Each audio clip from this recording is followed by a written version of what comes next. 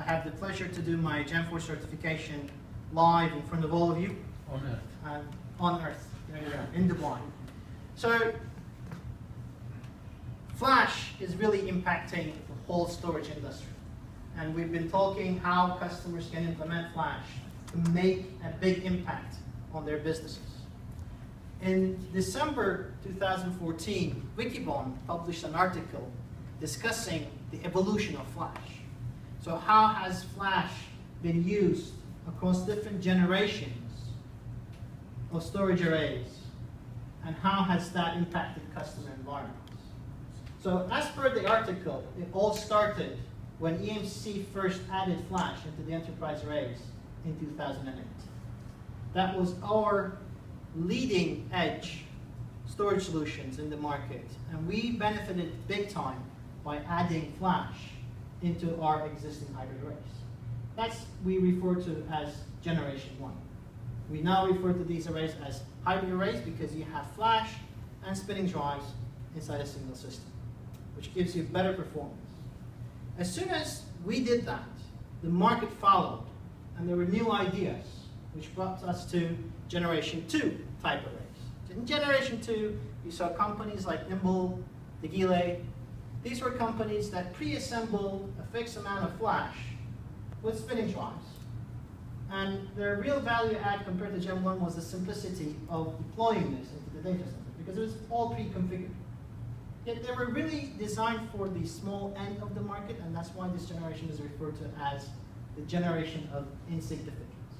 They were really limited in their capacity and the performance, and again, it was for the low end of the market.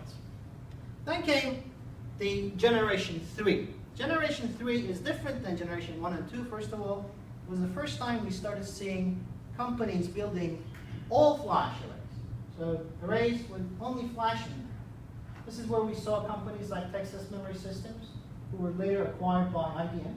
So we now refer to them as IBM. And also companies like Pure came into the market, saying, I have an all-Flash array that is not just for performance, but I'm introducing efficiency, things like deduplication and compression. These were also dual controller architectures that were scaled up.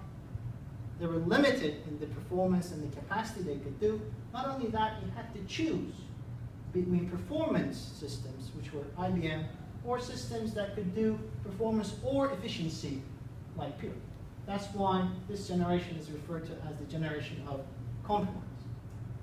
We then come to generation 4, which is where EMC's Extreme I/O sits.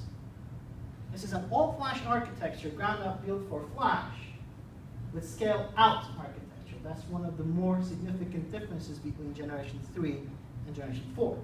Scale-out means you can not only scale out in performance, but also capacity, without sacrificing on the efficiency.